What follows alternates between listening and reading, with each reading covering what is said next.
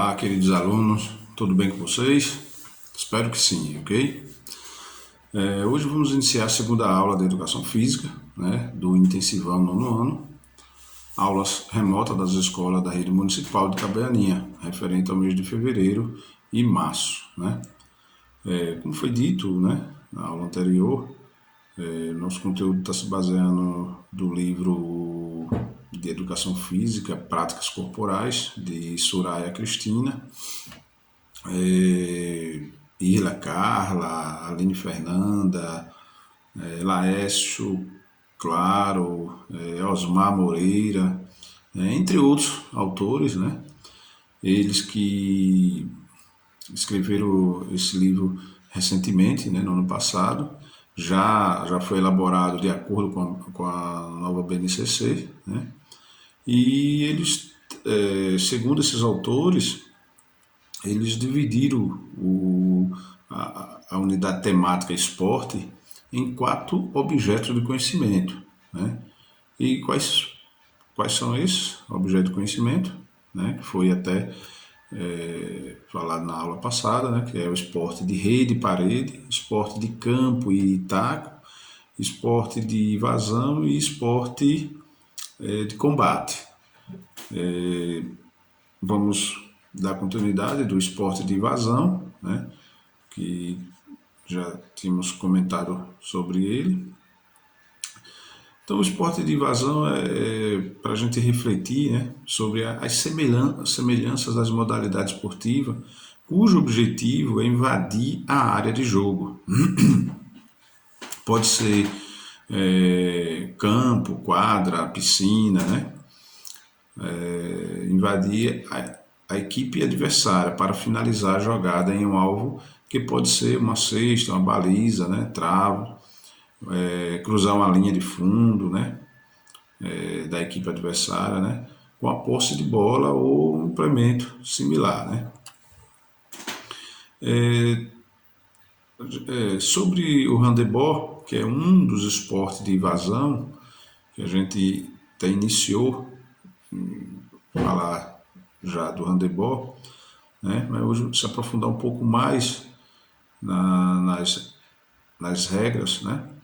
E aí, só relembrando rapidamente, né, para organizar a prática do handebol nas aulas, é necessário o quê? O conhecimento de um conjunto de regras, né, ações técnico-táticas, né, que confiram uma dinâmica ao jogo, né, ao mesmo tempo sem risco, né, de fragmentar, né, as infrações cometidas, né.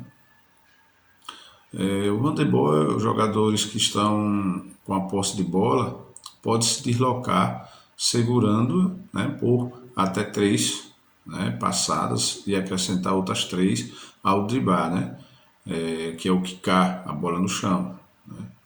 Pode realizar 6 passos com ela desde que dê pelo menos uma batida de bola ao chão. Né. E aí que vem, né, a parte do ponto de vista ofensivo. Né? Eles podem ser divididos em 2 perfis. Né? O atacante com a posse de bola e o atacante sem a posse de bola. Né? Na fase defensiva também são 2, que é o defensor do atacante, né, com a posse de bola, e o defensor do atacante sem a posse de bola. Né? A fim de cumprir o quê? Os princípios operacionais ofensivos, né? Conservação da bola, né? Progressão em direção à meta adversária ou finalizar no alvo. Né? Então veja que alguns princípios do ofensivo do handebol é exatamente isso aí, a conservação da bola, né, ou então a progressão em direção à meta, né, chegar mais próximo, né, da meta adversária, né, para finalizar o alvo. Né. Já a parte defensiva, né, é o que? Recuperar a bola, né, ou então impedir que o adversário tenha progressão. né? E proteger a meta a todo custo, né? Os jogadores são orientados em algumas intenções táticas básicas, né, que devem pautar, né, no decorrer da partida, né? E aí, para a gente entender um pouco melhor, né, sobre os princípios operacionais, né, tanto ofensivo como defensivo, nós temos o seguinte aí, as intenções táticas básicas da primeira fase do ensino do handebol, ele é, resume no quê? Sem posse de bola, o jogador criador. Isso quer dizer o quê? Que o atacante, né, ele tem que desmarcar-se, afastar-se da bola para recebê-la, né, lateralmente. Então veja, como é que o jogador sem posse de bola ele vai criar? Não é? Se eu não tenho a bola, como é que eu vou criar? Como é que eu vou atacar? Como é que eu vou pontuar? Como é que eu vou fazer um gol? Se eu não estou. No caso no handebol, o atacante sem a bola, ele é peça fundamental se ele conseguir encaixar exatamente essas opções táticas, né? Que é o que? Desmarcar-se, afastar-se da bola para recebê-la, né? Lateralmente, né? Orientar-se a ser capaz de se posicionar de modo que favoreça uma visão ampla do campo de jogo, né, para os companheiros, né, com a bola e os espaços possíveis para utilizar profundamente para se desmarcar. Então, ou seja, então, se ele consegue arrumar um espaço na quadra adversária, então ele vai estar dando opção para os seus colegas passar a bola e realmente deixar o atacante em uma situação mais favorável para marcar o gol, né? Por isso que tem toda essa questão tática também, né? Eu sei jogar, já sei as regras, mas é um conjunto de fatores que se você executar tudo junto e evidentemente com mais eficiência, o resultado sai, né? Já na parte do defensor, né, quando o atleta está sem a posse de bola, jogador, né, criador, então, enquanto na parte do defensor direto do jogador, do atacante, o que acontece? Ele tem que localizar, né, e seguir o atacante, seus movimentos sem perder o contato visual com o adversário, né, com a posse de bola. Colocar-se entre o adversário e o gol, com o propósito de que levar adiante as seguintes ações. Então, ele tem que se posicionar entre o adversário e o gol, né? Exatamente para o quê? Para ajudar o companheiro que tenha sido ultrapassado pelo atacante, né? Então, se o defensor ele estiver também no local correto, quando o seu companheiro perdeu a jogada, ele vai estar posicionado adequado, correto, para poder. No futebol, a gente tem o costume de falar, ouve com mais frequência, né? Me cubra tal jogador. Então, eu cobrir, não é cobrir com cobertor, não, viu? É cobrir naquele setor, né? Que quando o jogador, quando o atleta, ele acabou ficando, perdeu a jogada, né? Então, aí tem que ter um outro colega para cobrir naquele setor. Não deixar que seu oponente direto, né, seja uma opção de passe, né, para o atacante que possa, com posse da bola, né, interceptar a bola. Então, o defensor ele não deixar que seu oponente direto, né, seja uma opção de passe, ou seja, se você está jogando na posição de defensor, está marcando o atacante sem a bola, porque também tem que marcar, e você dá espaço, deixa lá um espaço favorável, o companheiro dele vai ter facilidade de passar essa bola e quando você chegar para marcar, ele já arremessou né? Como a gente fala, ele já chutou, né, no gol. O handebol também chuta, só que não com os pés, com a mão. E tem alguns atletas que é forte mesmo, né? Muito forte. Já ao contrário, né? Veja que a gente falou na opção que o atacante esteja sem a bola, tanto para a defesa como para o ataque, como é que se comportaria. E como é que o jogador de handebol ele tem que se comportar quando ele está com a posse de bola, né? O jogador com a capacidade de decisão. Então, quando você está com a posse de bola, recebeu a bola, é, o que é que você tem que colocar em prática? Então, conservar ou manter a bola. Se você está com a bola, ou conservar ou manter a bola com a sua equipe ou com você próprio, né? Avançar com os companheiros, né? Demarcar-se, né? Com posse de bola por meio de dribles, né? Orientar-se no espaço e finalizar, né, em condições favoráveis. Então, o objetivo aí do atleta quando ele está com a posse de bola é exatamente isso aí, né? Já o defensor, né, quando o atacante, o atleta está com a posse de bola, está com a bola na mão, o que é que o defensor tem que fazer? Qual é a posição? Exatamente o que? Colocar-se entre, né, o jogador com a posse de bola e o gol. Por quê? Porque se você deixar espaço, ele vai lançar, vai chutar a bola e aí vai com certeza marcar o gol, né? Então, para defender, ele tem que se colocar entre o jogador que está com a bola e o seu gol, né? O jogador que conduz a bola com a intenção de roubá-la, né, também tem que ter essa, né? Perseguir também com a intenção de dificultar a ação ofensiva. Então, às vezes você não consegue tomar a bola, mas se você consegue perseguir ali, que eu chamo de marcação segura, forte ali, para dificultar o atacante, né? Desculpas. E evitar, que é o que mais acontece no handebol, a infiltração, né? Os atacantes eles têm uma facilidade de se filtrar entre dois marcadores e se joga mesmo ali, né? E sai muitos gols nessas condições, né?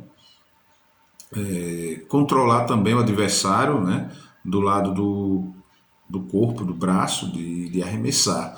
Porque tem jogadores que ele é forte com a direita ou com a esquerda, então às vezes você tem que marcar exatamente aquele braço, dificultar que possa, né, chutar, né?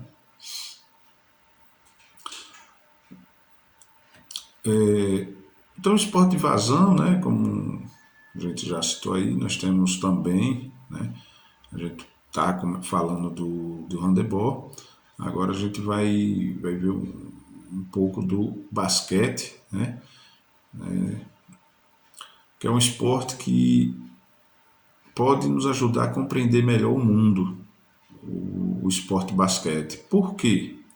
Porque é uma modalidade esportiva que permite fazer reflexões, né, que relacionem a prática com questões culturais, sociais, econômicas, né, entre outras, né. Um exemplo bem claro, nós nos Estados Unidos, né, são considerados o que? O berço do basquete, né? E o maior cenário do esporte mundial é os americanos. O país possui o país possui uma liga profissional de homens, né? Só voltando um pouquinho, quando eu falei que o basquete, né, ele tem um envolvimento social, econômico, né? É exatamente porque é um esporte que você vai perceber essa diferença, né? A, a cultura, né, do esporte, principalmente lá nos Estados Unidos. né? O país possui uma liga profissional de homens. Então, tem muito essa separação, né? Associação Nacional de Basquete ou a NBA, a National Basketball Association, né? Agora eu virei a língua. E outra associação das mulheres, né? Que é a Associação Nacional de Basquete de Mulheres, ou a WNBA, né? Que é Women's National Basketball Association. Temos que enrolar aqui a língua também, né? Mas vamos lá. Uma reflexão inicial sobre essas línguas, essas ligas, leva em consideração as questões culturais, né, com destaque para os marcadores sociais de gênero. Sobre esse aspecto é importante considerar, enquanto liga masculina teve uma temporada iniciada em 1946. Já a feminina só começou apenas em 1997, ou seja, 51 anos depois, né? Então percebemos que o basquete, ele hoje, né, tem, sim, como vocês já viram aqui, tem associações também femininas, né? Mas ainda existe, teve que romper a barreira de preconceitos, né? Veja o tempo que levou o basquete feminino para começar a ter seu espaço, né? 51 anos depois, né? Assim como o futebol, né? Que chegou ao Brasil no fim do século XIX, né? O esporte para homens, e que inclusive foi proibido para mulheres, né? Em 1940 até 1979, né? O basquetebol, para os estadunidenses, constitui-se em um espaço de validação masculina hegemônica, né? Desculpe, hegemônica. Então, o que acontece? A gente percebe, né? Hoje em dia, com toda essa evolução que nós estamos vendo aí na história, né? A mulher buscando o seu espaço, mas no futebol, né? Há anos atrás, há décadas, né? Não tinha. Vocês viram que até aqui no Brasil o futebol, mulher era proibido jogar, e em outros países também, né? Mas, mas essa barreira está sendo quebrada, né? Então, no Brasil, quando usamos apenas o termo futebol, a referência implícita é ao esporte de alto rendimento, né? Profissional e praticado por homens. Porque na verdade aqui é como se fosse, hoje não se usa muito isso, mas o futebol, o basquete era machista, né? E, e até hoje ainda deixa alguns traços, né, desse questão machismo, né? É isso que o texto, né, quer nos orientar. Porque, por exemplo, aqui no Brasil, né, a gente tem seleção brasileira de futebol. Aí quando vai falar da equipe feminina, seleção feminina de futebol, né? Ou então quando futebol feminino, né?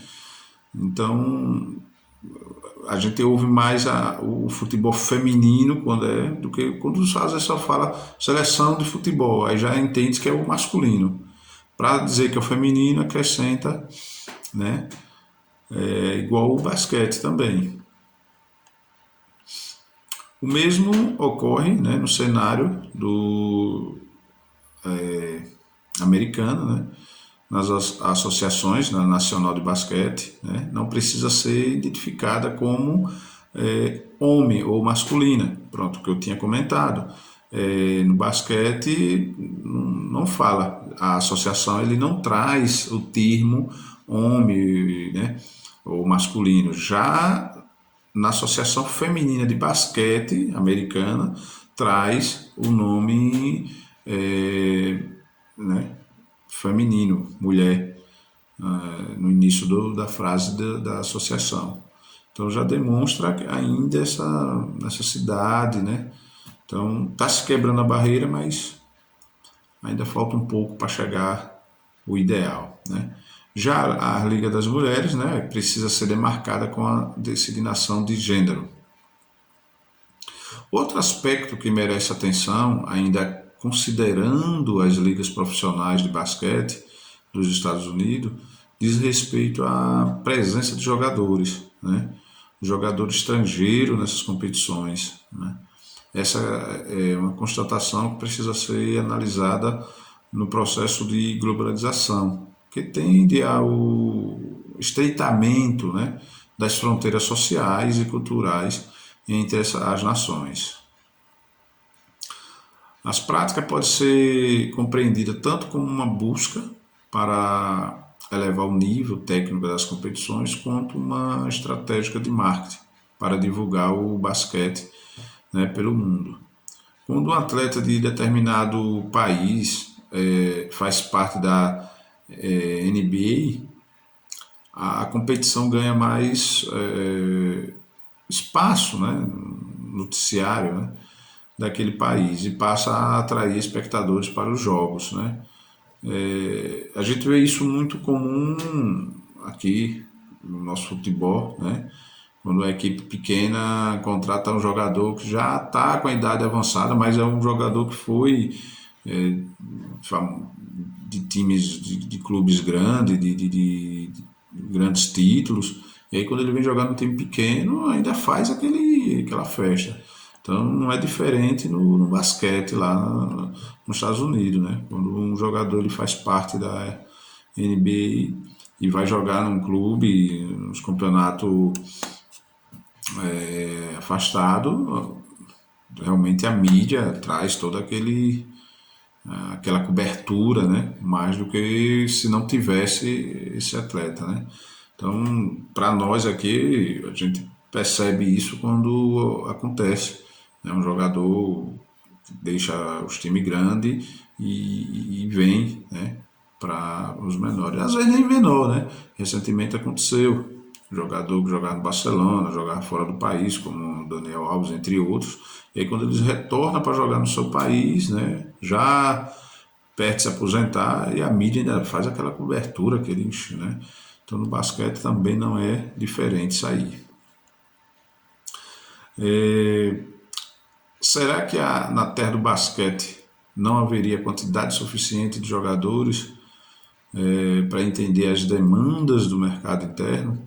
É uma pergunta, né, pela questão do enxame que eles fazem, né, e olha que hoje a gente percebe, inclusive, temos brasileiros jogando na NBA, mas há anos atrás era para ser só americano, até isso eles eram fechados, né? Demorou muito, né? A gente tivemos alguns jogadores, né? Até hoje temos, mas com restrições, né? No início tinha muitas restrições. Então, o handebol, o basquete, eles são um esporte de invasão, né? Além deles dois, nós temos também o futsal, né? Que também é um esporte de invasão. E o futsal, ele, né? Que dele, na verdade, ele foi criado até por causa do futebol, né? É tanto que se parece muito, né? Algumas regras, né? São um pouco parecidas, né? Porque ele derivou do futebol. Mas vamos ver um resumo, né? Do futsal, que é conhecido também, né? Por futebol de salão, né? Na verdade, hoje se usa, na verdade nem dificilmente a gente percebe se falando futebol de salão, mas há 20 anos atrás não era futsal, era futebol de salão, né? Hoje que o nome deu uma mudada e está futsal. É uma modalidade esportiva que foi adaptada do futebol, né, para as quadras na década de 1930. Né? O futsal ele é muito praticado no Brasil, fazendo parte de uma das principais atividades esportivas das aulas de educação física nas escolas de todo o país. Ele é tanto praticado no Brasil que alguns pesquisadores, né, poucos, claro, mas alguns pesquisadores ainda levantou a dúvida de onde realmente ele surgiu, né? Que o futsal ele foi criado na cidade de Montevidéu, no Uruguai, em 1933. Mas para alguns pesquisadores já traz que em 1930 já era jogado no Brasil, né?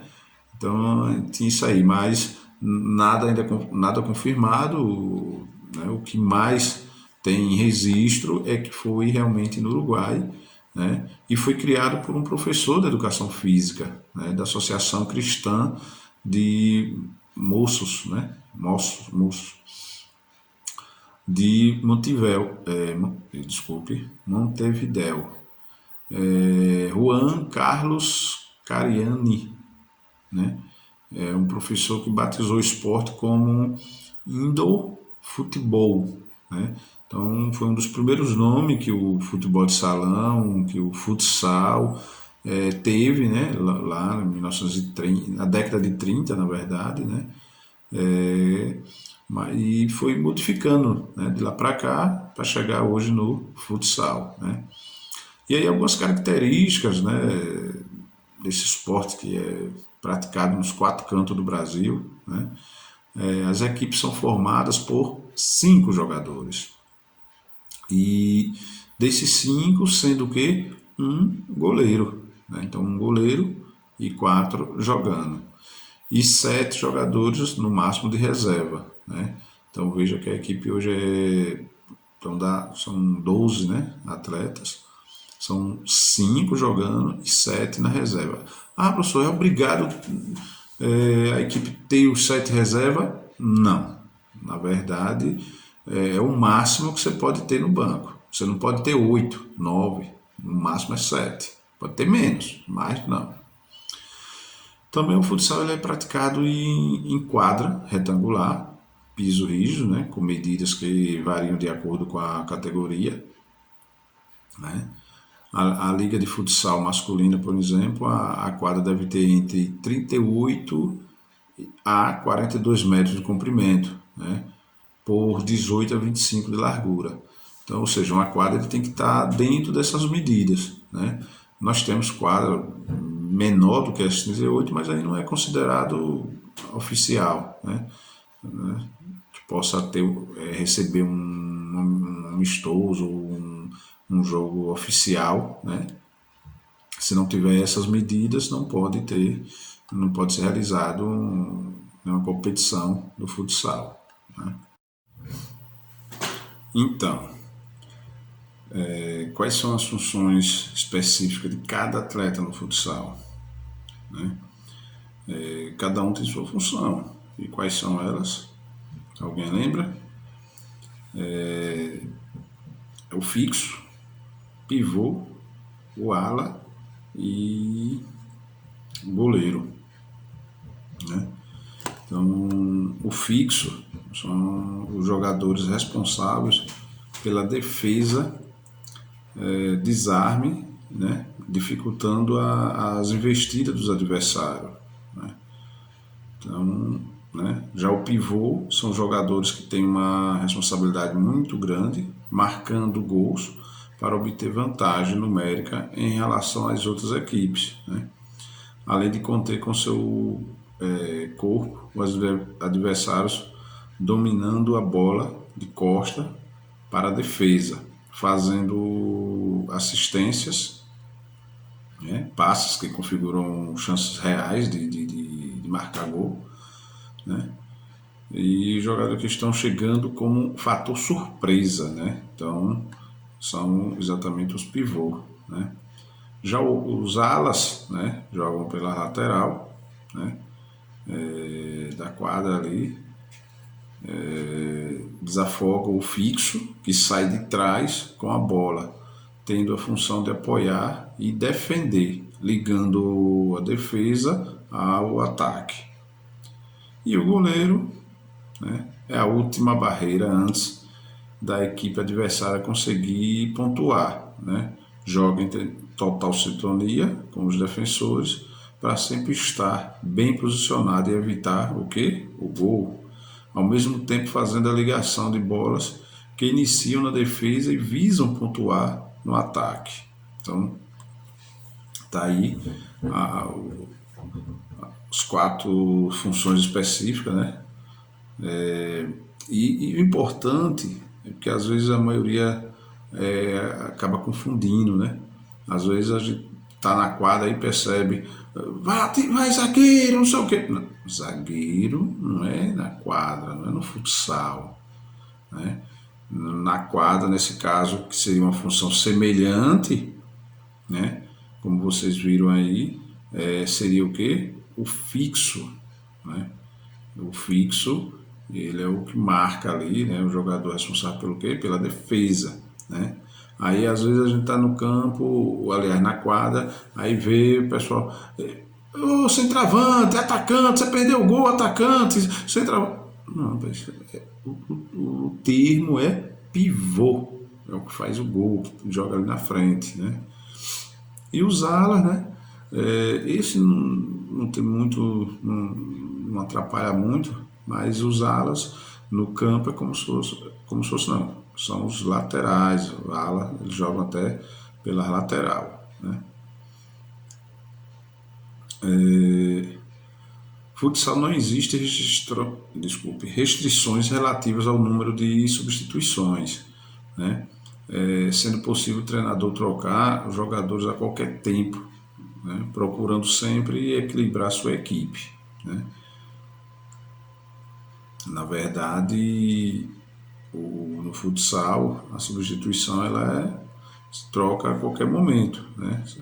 Desde que seja no local, né? Na demarcação, espera o colega sair e entra em seguida. Entrou com 1 minuto, já troca novamente, né? E aí a gente temos o futebol, né? Que tem muito a ver com futsal, né? Muitas coisas a gente tem a ver, né? É um esporte mais popular do mundo, praticado em centenas de países. Este esporte desperta tanto interesse em função de sua forma de disputa, né, atraente. A origem do futebol é outro também que tem, né, ainda discussão sobre isso, mas embora não se tenha muita certeza sobre os primórdios do futebol, né, os historiadores eles descobriram o vestígio dos jogos de bola em várias culturas antigas. Estes jogos de bola ainda não eram o futebol, pois não havia definição de regras, né, como há hoje. Porém, demonstram o interesse do homem por este tipo de esporte desde os tempos antigos. Também tornou tão popular, né, graças ao seu jeito simples de jogar. Né? Por quê? Porque o futebol, o esporte, comparando a outros, né, mais fácil você montar, mais simples, né? Basta o que? Ter o principal. Tem a bola, já dá para jogar. A equipe, né, de jogadores, as traves, né, para que porque em qualquer espaço, criança, adulto possam divertir o futebol. Então você tendo a bola e tendo espaço, acabou-se. No campo é inclinado, é na subida, é num cantinho, né? Tem essa não, em cima de uma laje. Então teve a bola, que é o principal, né? No caso aí, na rua, na escola, no clube, né? No caminho, até mesmo no quintal de casa, né? O jovem arruma um local para praticar. Já o futebol de campo, né? Quando a gente fala futebol de campo, ele chegou no Brasil, né? Na verdade, foi nascido no bairro paulistano do Brás, né? Charles Miller viajou para a Inglaterra aos 9 anos de idade para estudar. Lá tomou contato com o futebol e, ao retornar ao Brasil em 1894, trouxe na bagagem a primeira bola de futebol, né? Um conjunto e, claro, um conjunto de regras, né? Então podemos, né, considerar, na verdade é considerado, né, o Charles Miller como o precursor do futebol no Brasil, o pai do futebol no Brasil, né, já que foi o que trouxe, né, para o Brasil. O primeiro jogo de futebol foi realizado em 15 de abril de 1895, entre os funcionários da empresa inglesa, que atuavam em São Paulo, e os funcionários eram, a maioria deles eram de origem inglesa, que é exatamente da onde veio o futebol. Então, esse jogo foi entre funcionários, né, da Companhia de Gás e a Ferroviária São Paulo, né. O primeiro time a se formar aqui no Brasil foi o São Paulo Atlético, fundado em 13 de maio de 1888. Né? Então, nisso, né, o futebol era praticado apenas por pessoas da elite. Né? Então, no início do futebol, não era igual hoje, né? Em qualquer esquina, em qualquer familiar, em qualquer condição social, você joga futebol. Antigamente não, era só pessoas da elite. Sendo vedada a participação de negros, né, em times de futebol. Inclusive existe história aí, né, envolvendo o próprio Santos, né, quando foram os primeiros a ter jogadores negros na sua equipe, né? Então, conforme houve o basquete com a questão masculino e feminino também nessa parte, né? Em 1950 a Copa do Mundo foi realizada no Brasil, né? Pelo menos a final, né, foi no Brasil, nos anos 50, Copa de 50. Só que a seleção brasileira ela perdeu o título em pleno Maracanã para o Uruguai. O Uruguai ganhou o título contra o Brasil, né? E voltou a ter outros jogos de Copa do Mundo agora, até recente, né? Recente já, quase 7 anos, que foi na Copa de 2014, que foi realizada agora novamente aqui no Brasil, né? Então tá aí um resumo, um conceito básico aí das modalidades do esporte de vazão, né? O handebol, o basquete, né? O futsal e o futebol, né? Quero agradecer a cada um de vocês, né? Lembrando que logo em seguida aí vai ter as questões, né? Vocês respondam e mandam aí para os professores aí no grupo de vocês, ok? Então, um abraço, tchau, até!